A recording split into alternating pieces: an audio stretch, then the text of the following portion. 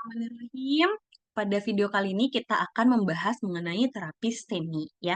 Seperti pada video yang sudah saya jelaskan ya, kalau misalnya STEMI ini terjadi oklusi total pada pembuluh darah pasien ya.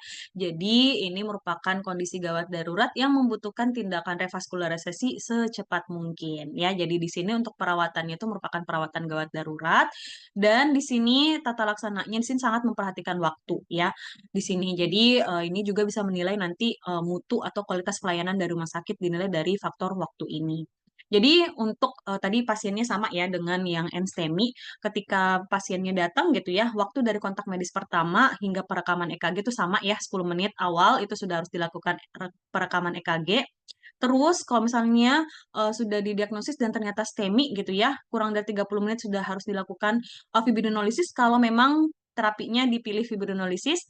Kalau misalnya terapinya dipilih IKP itu kurang dari 90 menit ya, kalau misalnya memang fasilitas tersebut punya pelayanan IKP.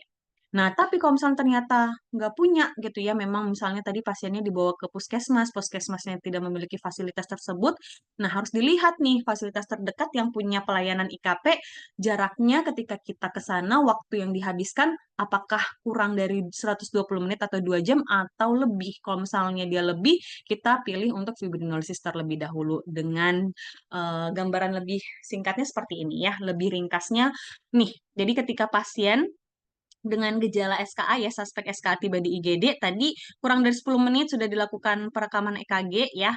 Nah, lalu di sini karena tadi kan untuk patokan waktunya kurang dari 90 menit ya, di sini totalnya 90 menit ya dengan 10 menit tadi perekaman EKG. Berarti 80 menit lagi nih waktunya sampai dilakukan reperfusi ketika fasilitasnya ada. Jadi misalnya ketika memang mengalami serangan SKA, pasiennya dibawa langsung ke rumah sakit, misal yang memang rumah sakitnya besar punya fasilitas IKP. Berarti di situ waktu untuk penanganannya kurang dari 80 menit sejak sudah dilakukan perekaman EKG atau sekurang dari 90 menit sejak pasiennya tiba di IGD. Seperti itu ya, karena ini nanti waktu penanganannya itu tadi ya untuk menggambarkan performa dari rumah sakit tersebut. Nah, kalau ternyata tidak memiliki fasilitas untuk melakukan IKP gitu ya, nah, ini kan harus dirujuk nih ke fasilitas kesehatan yang lainnya. Kita lihat waktu tempuhnya apakah dia bisa kurang dari 110 menit. Kalau ternyata terlalu jauh nih, lebih dari 110 menit berarti kita harus memilih terapi dengan fibrinolisis atau menggunakan obat-obatan dulu ya. Nah, ini disarankan kurang dari 20 menit sudah diberikan fibrinolisisnya. Jadi sekarang kalau misalnya secara garis besar kita lihat kurang dari 30 menit ya sejak pasiennya tiba, seperti itu. Nah, ini nanti sampai pasiennya mendapatkan reperfusinya itu menggambarkan waktu iskemik total ya. Dan ini sangat penting ya untuk waktunya karena ini nanti merupakan ini kan fase awalnya ya. Jadi nanti melihat bagaimana prognosis pasien ke depannya seperti itu. Jadi sangat berpacu dengan waktu makanya di sini sampai di guideline-nya ada waktu-waktunya seperti itu. Jadi harus bergerak dengan cepat ya. Jadi ini untuk patokan waktu-waktu dari strategi reperfusi dari pasien SKA yang STEMI. Lalu di sini terapi reperfusinya atau revaskularisasi sama aja ya sebenarnya ya. Jadi sama-sama terapi untuk mengembalikan laju aliran darah. Nah, di sini yang pertama ada IKP primer, lebih dipilih ya. Tapi kalau misalnya anatomi koroner tidak sesuai atau gagal bisa menggunakan BPAK. Ini sudah saya jelaskan di video tata laksana atau yang tata laksana penanganan umum dan tata laksana yang NSTEMI. Lalu untuk yang fibrinolisis di sini fibrinolisis itu dilakukan ketika tidak ada fasilitas IKP di fasilitas kesehatan tersebut dan atau jarak ke fasilitas yang punya IKP itu lebih dari 2 jam. Ya, jadi oke ada rumah sakit di sana yang punya IKP, ternyata kalau misalnya dari puskesmas tersebut ke sana waktunya lebih dari 2 jam, berarti kita pilih fibrinolisis dulu ya. Jadi pasiennya tetap harus ditangani dulu ya. Terus, apakah ketika pasiennya sudah mendapatkan fibrinolisis sudah diam saja? Tidak, ya. Jadi pasiennya tetap harus dirujuk atau dikirim ke fasilitas kesehatan dengan fasilitas IKP. Kenapa? Untuk berjaga-jaga kalau misalnya fibrinolitiknya gagal, itu bisa dilakukan IKP rescue. Kalau misalnya berhasil, itu nanti dilihat ya, bisa dilakukan angiografi koroner. Jadi dilihat pencitraan pembuluh darahnya, apakah memang oklusinya sudah tertangani atau tidak. Seperti itu, ya. Oke, jadi ketika misalnya terapi reperfusi yang dipilih adalah IKPP. Kenapa di sini IKPP? Jadi artinya kita melakukan IKP yang primar ya. Jadi untuk penanganan pertama artinya IKP-nya. Nah, apa saja yang kita berikan untuk membersamai terapi reperfusi ini? Kita berikan aspirin dilanjutkan ya. Tadi kan sudah mendapatkan terapi awal MONA, ini tetap dilanjutkan aspirinnya. Lalu mendapatkan juga penghambat ADP ya antara tisagrelor atau clopidogrel yang juga sudah saya jelaskan di video yang tata laksana yang NSTEMI, bisa ditonton dulu ya. Nah, di sini lebih dipilih tisagrelor ya karena tadi untuk tisagrelor ini dia lebih onsetnya lebih cepat dan memang untuk obatnya bagus ya, lebih tidak bervariatif dibandingkan clopidogrel seperti itu. Lalu antikoagulan ini diberikan pada pasien yang mendapatkan antiplatelet ya.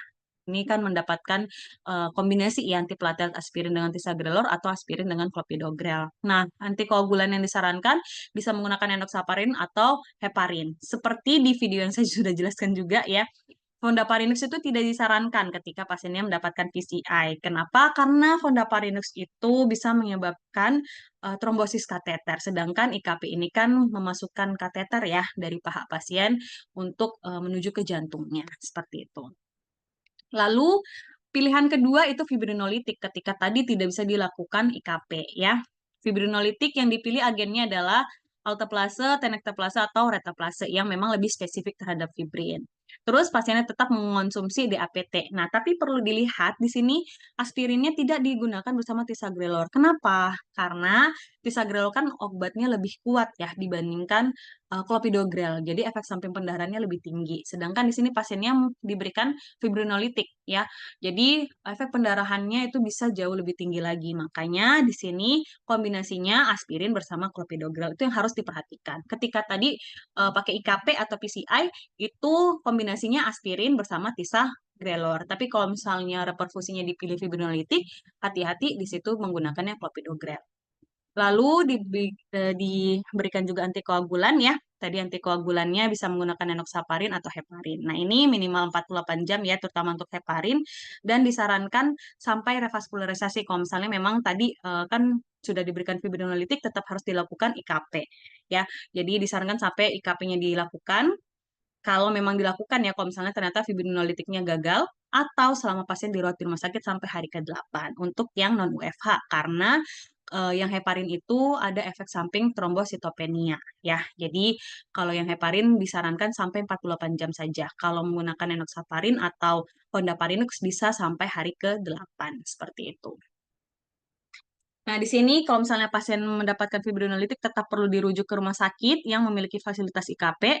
Kalau misalnya ternyata terapi fibrinolitiknya gagal, ya gagal tahu dari mana, di sini kurang dari 50% perbaikan segmen ST setelah 60 menit pemberian fibrinolitik, itu bisa dilakukan IKP rescue.